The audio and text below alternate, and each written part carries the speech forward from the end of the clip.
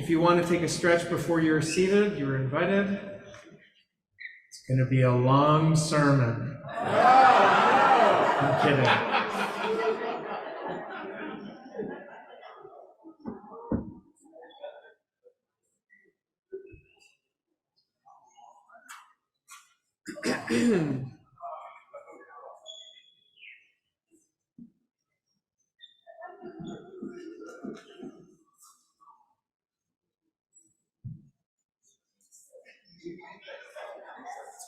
And as I mentioned, following the sermon, we will proceed to the Yizkor service.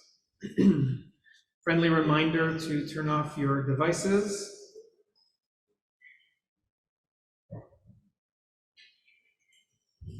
So, Shana Tova. Shana Tova. Once upon a time, I was 13 years old at a bat mitzvah at Beth Am. I was not yet a rabbi, so I stood there bored and dulled into mindless oblivion. The rich inner life of a 13-year-old. As the Torah was replaced into the ark, I was half-heartedly singing along to Eitz Chaim Hi, when all of a sudden, right next to me, erupted what must have sounded like the shofar at Mount Sinai. I had chills up and down my spine. For a split second, I lost my breath. I had never, ever heard such a sound. It was my father. His beautiful cantorial voice erupted out of nowhere with piercing volume and mass, filling Beth Am's main sanctuary. Chadesh! Imagine that, except much more beautiful and a lot louder. I did not exactly inherit his voice, unfortunately. Oh, thank you. Thank you, I needed to hear that. When I tell you that in that moment, the entire congregation fell into a stunned silence, every head turned and focused on my father. And he had this little glint in his eye, saying basically, "Now that's how it's done." I will never forget that moment. Every Torah service, when we replace the ark, we replace the Torah in the ark, and we come to that moment, there's a little part of me that remembers the intensity of his singing. Chadesh, Chadesh Yameinu, Chadesh Yameinu Kekedem.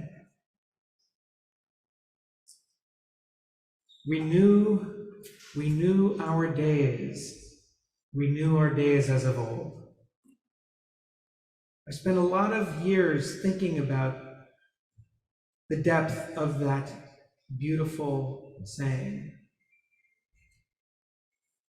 For some, I am sure it sounds like liturgical nostalgia, the fantasy that the original days of our people were better than today. There's the allure of the good old days of once upon a time Judaism, when Jews and Judaism was just more authentic. I too once thought that Judaism was needed to be expressed in a certain way, and that it looked orthodox. I was inclined to feel that liberal variations of Judaism were inauthentic, not just less authentic, but inauthentic, because they were so modern. They didn't look or feel old enough. How could that be Judaism? But over time, I realized that an ideal Judaism It's a wonderful thing when you actually study it. An ideal Judaism is one that incorporates elements and wisdom from its past and then stretches it into and makes it relevant to the modern moment. Judaism is a whole being, as it were, one that holds on to meaningful tradition and is open to experimentation. Yom Kippur is a day we reckon with our personal whole being. We examine our past and try to reconcile it with our present. We take time to admire those parts of ourselves that are deserving. We think about those aspects that we are even embarrassed by, and maybe even those parts that we may loathe or fear. Why? To liberate agency. To become the person we want to be is in our hands. We have to name it, we have to look at it before we can address it. And this is done with Judaism as well. Throughout the day, we will repeat that beautiful mantra, Hashivenu Adonai v'nashuva, Chadesh Yameinu kekedem. Return us, O Lord, and renew our days as of old. Personally, I'm quite prone to nostalgia, but I am not one who believes that a mythic past was somehow better or even great. Dreaming about a mythic past, though, is really, I believe, misdirected yearning for doing a better job now, in the present. Doing a better job in the present is what Judaism is all about. And we all have lessons to learn, both personally and as a collective, nationally. In about an hour or so, maybe 2 hours from now, and 50 years ago, on Yom Kippur, the sirens will go off throughout the country of Israel. The Yom Kippur War is about to begin, an existential war that nearly ended the 25-year-old state of Israel. There was real fear that another Holocaust was about to happen. The war is named for Yom Kippur not just because of the date that the attack came, but because it also references a kind of penance or atonement that the state of Israel was forced to make for its arrogance and euphoria following the decisive victory of the Six-Day War in 1967.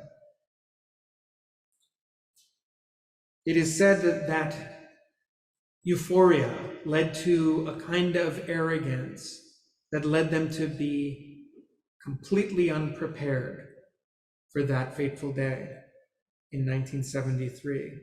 Lesson learned. I have to say that for a thoroughly intense and profound recounting of this war, please see the movie Golda. I just recently watched it. It is excellent. Today, Israel is engaged in a different kind of battle. It is struggling with the consequences of having regularly kicked political and cultural cans down the road. The upheavals that we witness today in the state of Israel, as the protest movement there enters its 38th week, I believe, this is to me a sign that the Jewish people are struggling over what it is to be our authentic selves. And there are competing visions, for sure. One looks more backward, one looks more forward. The ultra right-wing Orthodox coalition is taking this opportunity to bake into law many religious norms that they desire, some that are overtly sexist, some that may appear corrupt and undemocratic. Their vision of authentic Judaism is really being crammed down the throats of the people. Now, you can take a look at this for yourself. I had trepidation writing these words because I don't want to be, oh, the rabbi, he's of this or he's of that. Oh, he's making excuses. And go to www.dictatura.today.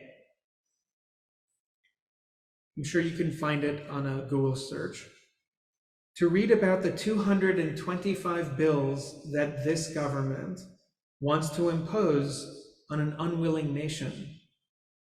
It is quite challenging.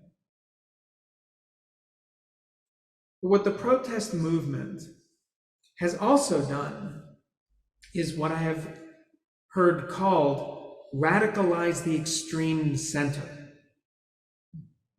The vast majority of Israelis do not want an authoritarian theocracy, including a startling number of Orthodox identifying Israelis.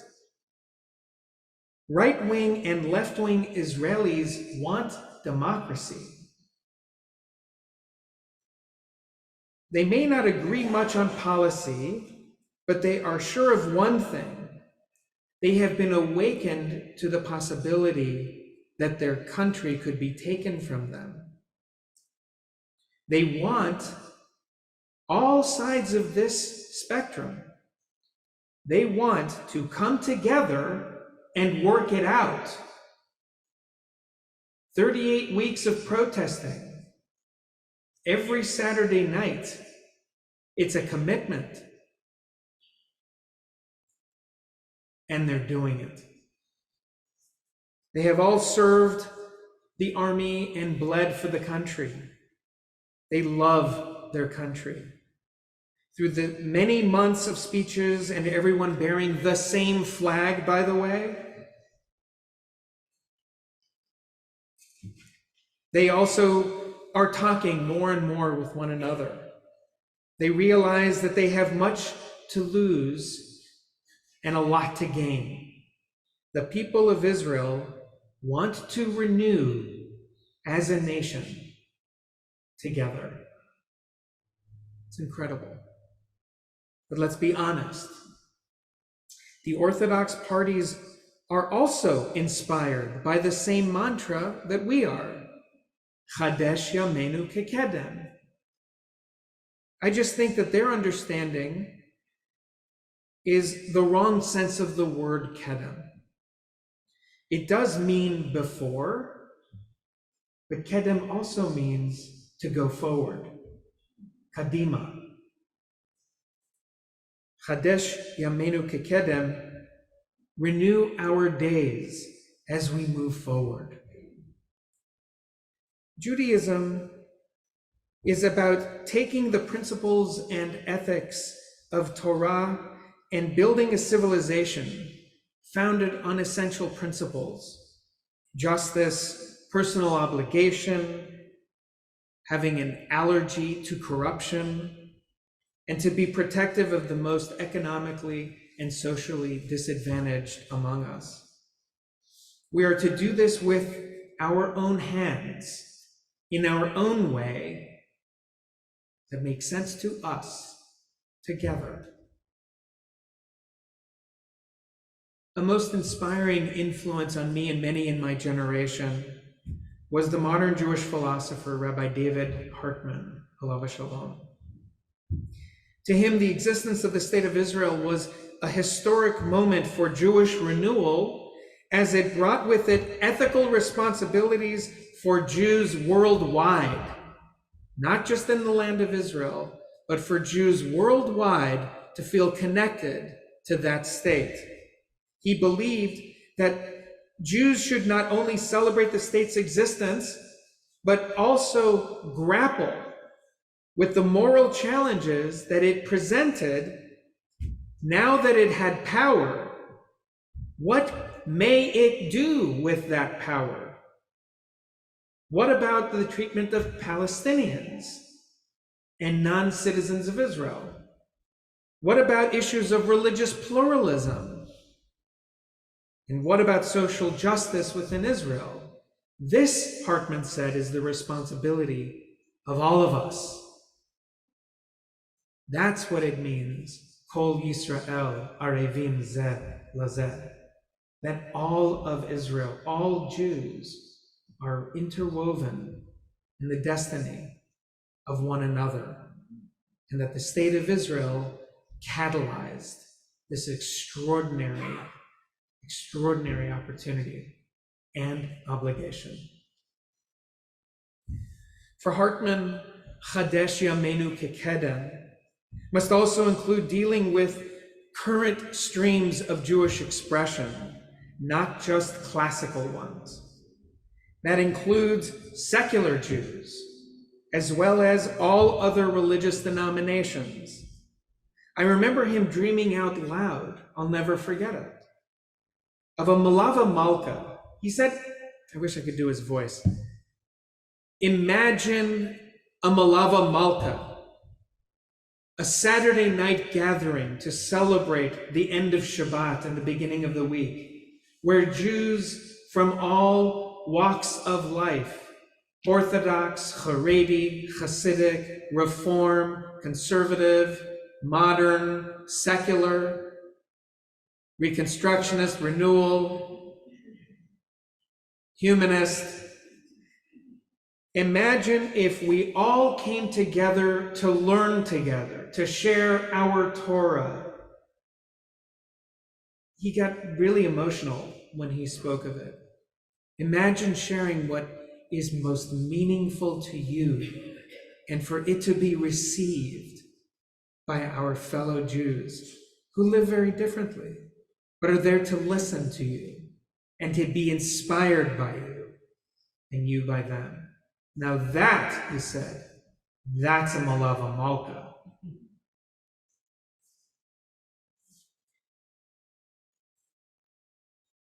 But dreams take a lot of effort and a lot of pain to realize.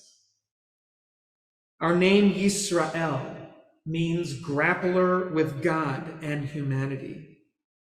Jacob grappled with the angel and transformed the circumstances of his life, earning a new name, Yisrael, so that he might go forward and contribute something meaningful to the world.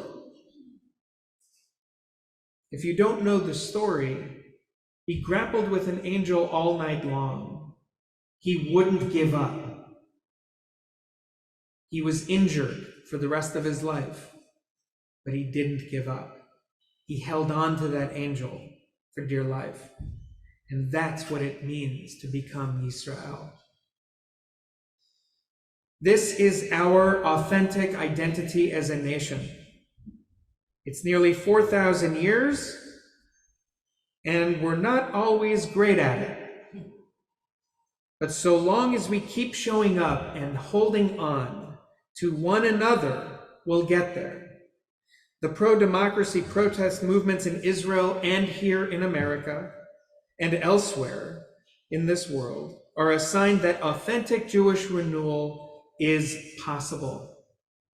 The question many American Jews are asking themselves now is, what can I do about this crisis in Israel?